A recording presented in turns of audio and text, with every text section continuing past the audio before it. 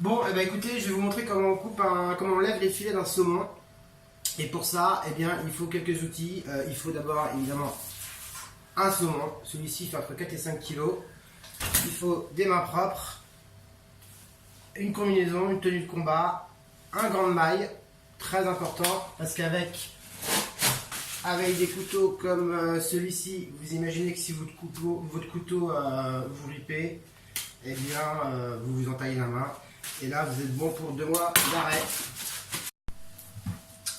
Bon, nous revoilà. Donc, vous avez vu le saumon. Voici le saumon avec la petite pastille label rouge qui prouve bien qu'on est sur du saumon label rouge. On va le retourner. On a toujours besoin d'un peu de papier hygiénique. Et là, c'est parti. On l'entaille derrière la nageoire, derrière les ouïes. On prend son temps, c'est la partie, toutes les parties sont importantes, mais celle-ci l'est particulièrement parce que si on loupe le filetage, et ben c'est mort. Et là on glisse le long de l'arête centrale, jusqu'à la fin, et vous voyez que si votre couteau rip, là il passe un premier filet,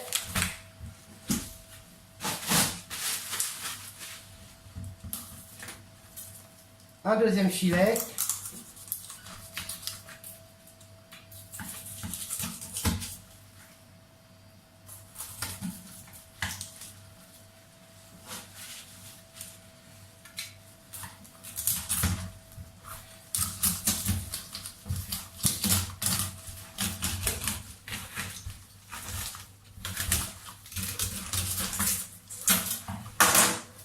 Et voilà le deuxième filet que l'on va mettre de côté pour l'instant.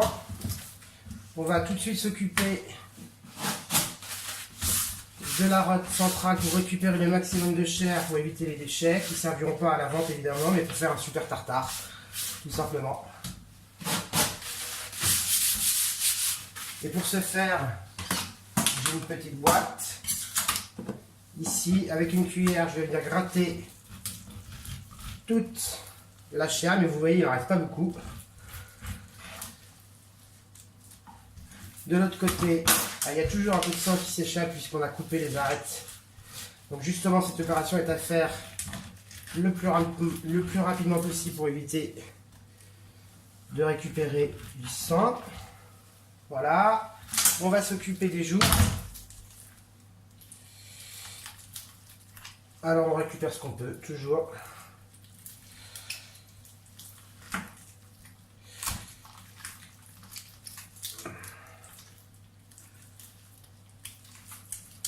Voilà, et nous avons notre arête centrale qui est quasiment nue, avec la tête.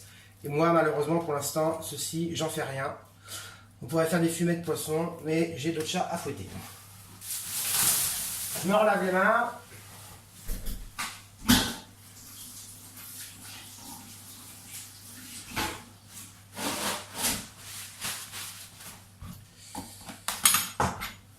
Ça va dans le frigo. Je renettoie la plaque, enfin, je la nettoie d'ailleurs, plutôt.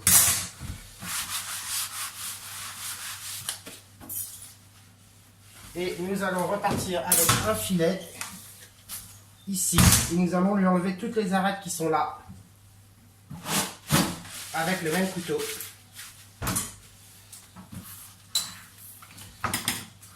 Donc, on suit les arêtes en laissant un minimum de chair le long de l'arête pour éviter les pertes. Et avec un autre couteau, on vient enlever cette bande d'arête. Avec un couteau qui coupe, ce qui n'est pas le cas de celui-ci. L'affûteur va repasser par là. Là, il m'en reste une petite. Voilà. Ici, on a une partie, on voit bien qui est un peu grasse, qui ne se mange pas, on va dire. Donc, je vais retourner en fait mon filet et je vais l'enlever. Donc, je repars au niveau de l'arête centrale. Je viens chercher cette bande de graisse qui ne m'intéresse pas. Des fois, elle est un peu gaspillée. Plus le saumon de bonne qualité, plus c'est raide. Et je viens juste, voilà, enlever cette partie-là.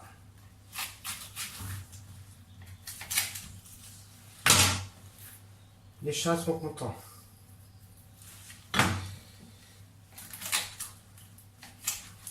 Ok, donc pour ce filet-là, c'est quasiment terminé. Vous verrez après, on va le désarrêter. Mais pour l'instant, je vais faire l'autre parce que pour désarrêter, j'ai besoin des 2 mains nues. Et je ne vais pas enlever le gant et la cote et la gant de maille. Donc je le mets de côté, je reprends l'autre. Et même punition.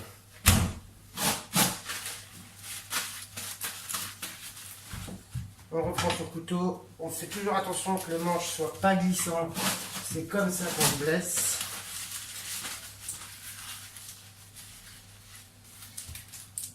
Et c'est reparti.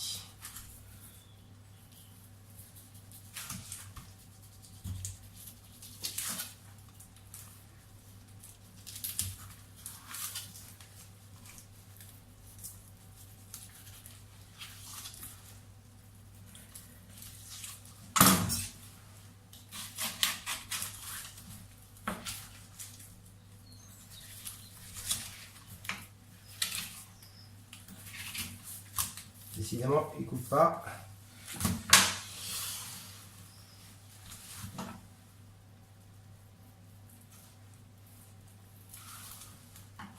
On fait les petites finitions si besoin.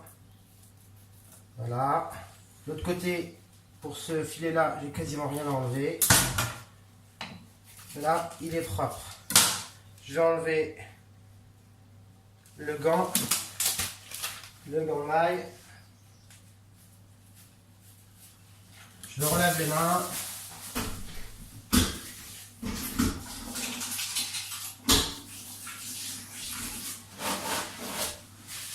Je m'essuie les mains.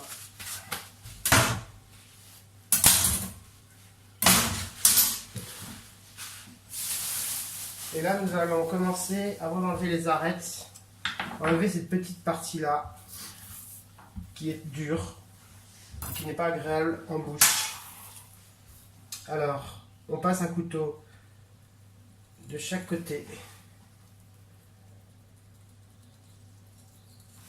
Et ensuite, on passe en dessous. Et sans trop tirer, on vient juste l'éliminer. Toujours avec un couteau qui coupe. Donc là, c'est tout de suite moins évident.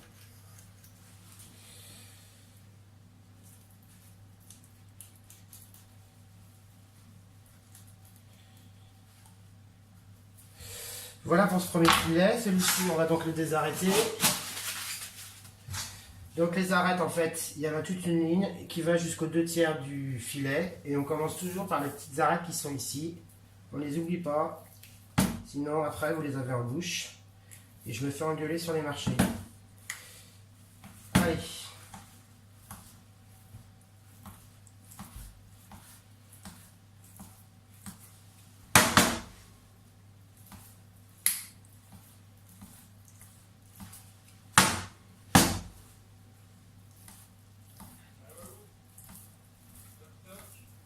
Donc, une fois que le filet est désarrêté, eh bien, on peut le mettre de côté et passer à l'autre pour la même opération.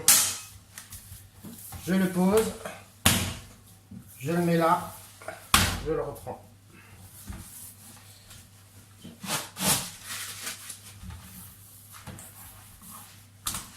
Alors, je passe mon couteau sur cette petite bande blanche de chaque côté et je l'enlève.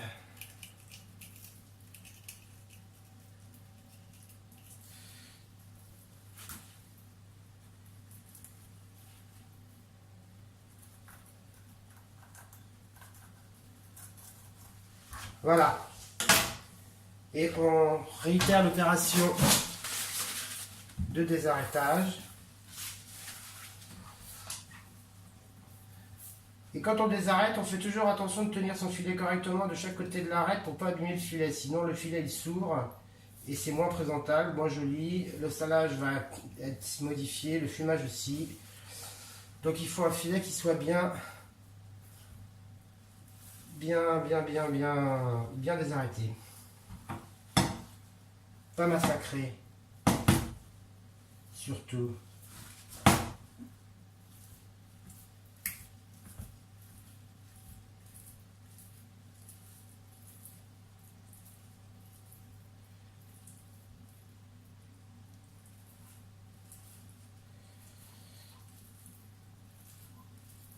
Et voilà. Les deux filets sont désarrêtés. Maintenant, on va pouvoir les mettre dans un bac. Alors, je vais pas, fais gaffe, j'ai une partie qui n'est pas très jolie là que je vais enlever.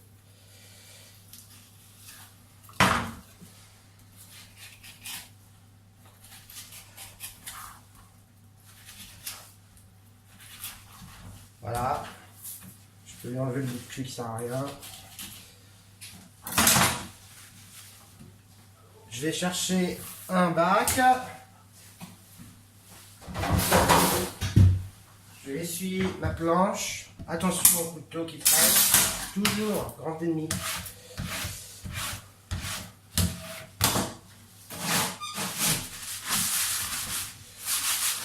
Voilà, je vais poser mon bac. Je vais poser mes deux filets. On les reprendra après s'il faut des petites choses à modifier. Je vois qu'il est un petit peu découpé. Il a eu un petit choc là. Il a dû avoir un petit hématome. Ça peut arriver. On l'enlèvera après le salage. Et je vais chercher du sel.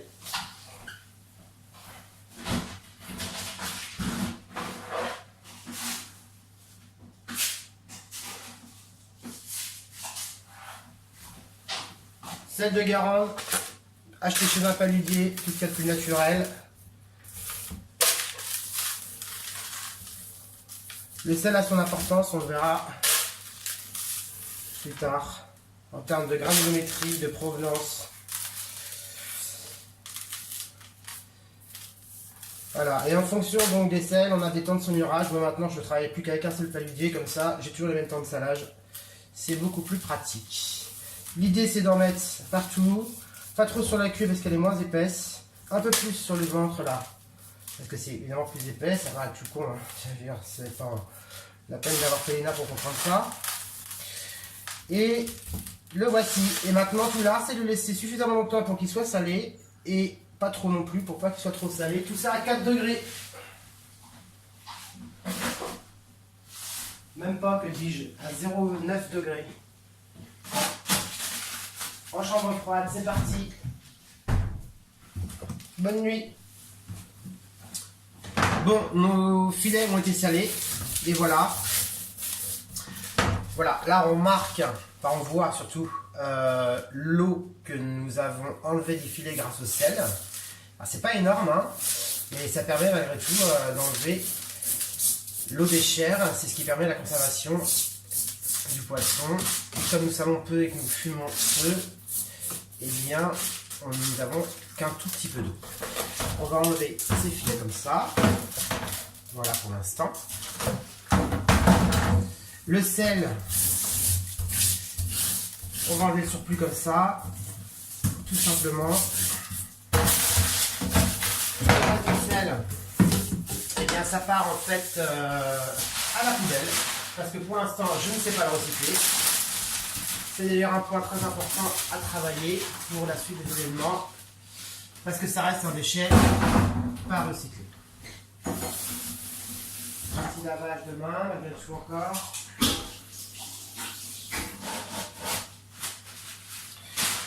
Et on va faire prendre une petite douche à nos filets. C'est parti.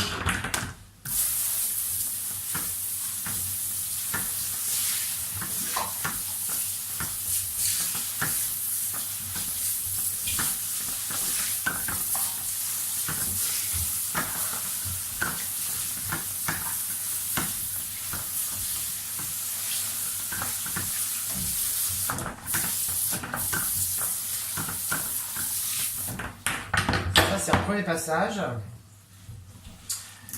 je vais racler le reste du sel.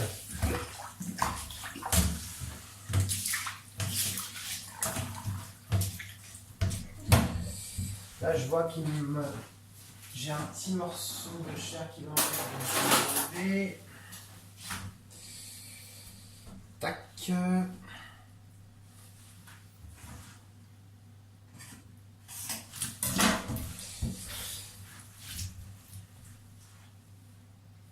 C'est le moment de vérifier qu'il ne reste pas d'arêtes, parce qu'une fois qu'on fume, si jamais il reste des petites arêtes, elles se collent à la chair et c'est impossible à enlever.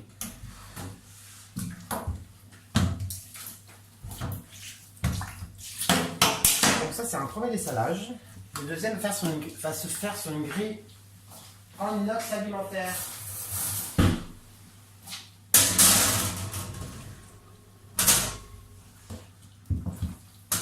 Je pose mes 2 filets sur la grille.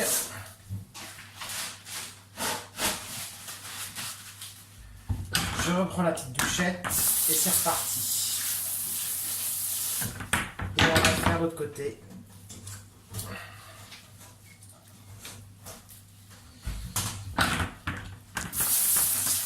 De la même manière.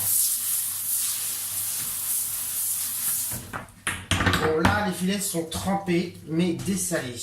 Et l'opération la plus importante à réaliser maintenant, c'est de les sécher. Cette opération, si elle est négligée, eh bien, en fait, on perd tout l'intérêt du salage, puisqu'on va laisser de l'eau sur les filets. Et c'est juste ce que nous ne voulons pas. Donc le séchage, c'est chiant, mais c'est important.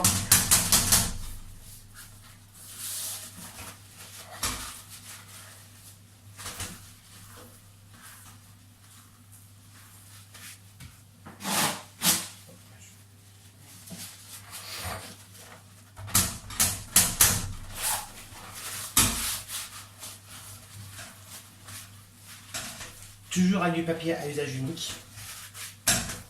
Évidemment, les torchons, chiffons, tout ce que vous voulez sont proscrits. Alors, soit ça consomme du papier, mais j'ai pas trouvé d'autre solution pour être dans les règles d'hygiène et de sécurité.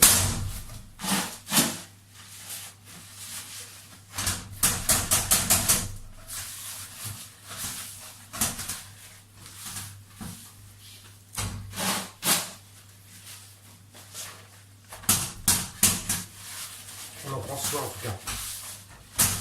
Bon voilà, c'est bon. Donc là, moi je les remets à l'endroit. Je vais les remettre en chambre froide. Ils vont rester un petit peu de temps pour se reposer, histoire que le sel s'homogénéise dans les chairs. Et ensuite, partie fumage. À tout à l'heure. Bon voilà, nous avons mis les filets de saumon dans le fumoir. Et on va s'apprêter à les mettre en fumage. Ici, nous avons quelques petits ongles chevaliers qui sont de petits trésors faits par Charles Brugat, qui est pisciculteur dans l'Isère et qui fait des produits juste magnifiques et que j'achète entiers et que je filette de la même manière que le saumon, salé, dessalé et fumé, à découvrir absolument, absolument. Le fumage se fait par cette petite trappe que l'on ouvre. Voilà, ici on rentre dans le fumoir. On a un petit réceptacle à sûre. Je vais mettre la sûre. Hop.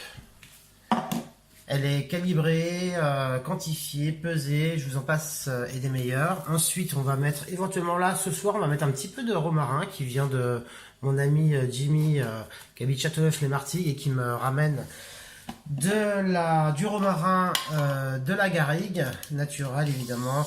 Et là je vais allumer le petit chalumeau et on va enfumer tout ça tranquillement.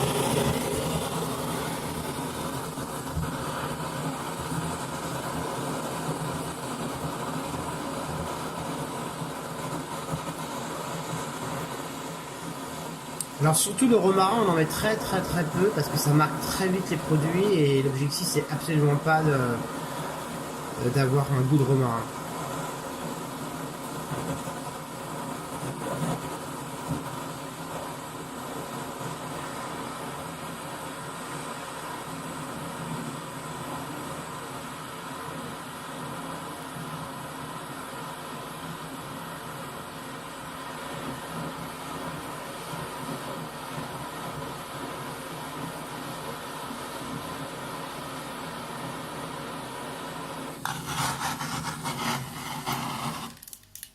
Voilà, la sure va commencer à fumer. Et elle va fumer pendant 5-6 heures tranquillement, très doucement, ne dégageant pas de fumée chaude. On va rester à froid, évidemment à moins de 25 degrés dans le fumoir. Et bah, ça va bien se passer. À plus tard.